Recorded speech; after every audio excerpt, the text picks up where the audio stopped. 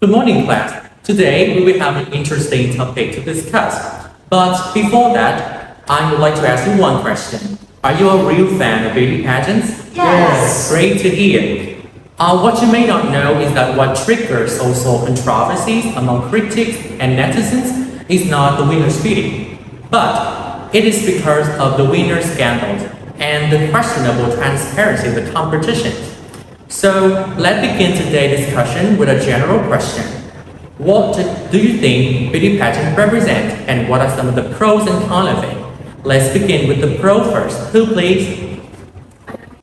Well, Professor, I think beauty pageants are often seen as a celebration of physical beauty and femininity. They can empower participants and give them a platform to express themselves and advocate for important issues. Additionally, for many young women, beauty pageants are seen as a potential avenue to open doors, particularly when it comes to scholarships and educational opportunities. One well-known example is the Miss Erica organization, a prominent provider of scholarships for young women, annually offering over 3 million in cash scholarships and 30 million in kind. And these scholarships significantly impact their lives and brighten their future. And those are some of the valid points too. However, some critics argue that beauty pageants can promote unrealistic beauty standards. What's your take on that, Drew? Yeah, I agree. I think the proliferation of beauty pageants is a valid concern. First, the superficiality of beauty pageants can perpetuate a narrow and limited view of true beauty.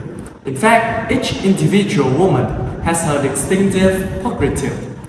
It's ironic that in a beauty pageant, there is a round for contestants to wear unique regalia representing their countries to emphasize cultural diversity. Yet, their appearances are compared based on similar criteria. Another important point to be considered is the increasing commodification of young girls in beauty pageants. It reduces their worth to the physical appearance and marketability. Besides the physical requirements, there are also other inconspicuous criteria like hairstyle and skin tones. Lastly, these competitions make women become inauthentic and lack verisimilitude. You won't believe how many women these days would spend thousands of dollars on cosmetic surgeries. Overall, what I'm trying to say is that these types of competition result in the devaluation of women. Good point, Drew. Now, anybody can give me any other perspective on beauty pageants? Are there any positive benefits that we haven't covered yet? Vâng, please.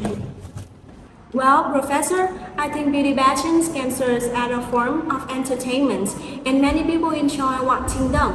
They often involve talent competitions and interviews which showcase a contestant's skill and intelligence. In addition to their beauty techniques run, for example, it incorporates additional segments such as runway talents, back national costume, and performance skill, which introduce a whole new dimension to the competitions.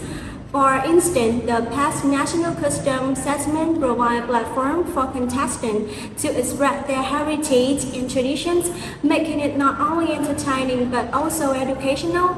Notably, the performance skill segment underscores that beauty pageants are not solely about looks.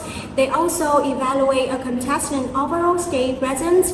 The additional segment go beyond the traditional focus on the physical beauty and set light on the contestant talents, creativities, and cultural appreciations. So they truly encompass a diverse blend of entertainment and competitions. Thank you, Vaughn, for your contributions. Entertainment and competition definitely key elements of beauty pageants, but it can lead to the objectification of a participant, right? Which Drew has already mentioned in his opinion before. I would like to dig deeper into that. Please help me with that, Drew. I can see how that criticism can be valid, Professor. When beauty pageants focus primarily on physical attributes, it can lead to the objectification of women, reducing them to more objects of desires. It's important for these competitions to strike a balance between celebrating beauty and acknowledging the other talents and qualities of the participants. All in all, balance is crucial in ensuring beauty pageants can be positive and empowering experiences for participants. However, they can also lead to the objectification of participants and promote unrealistic beauty standards. We need to take into consideration all these aspects when discussing their meaning and impact. Thank you all for your thoughtful contribution to discussion today, and see you very soon next week.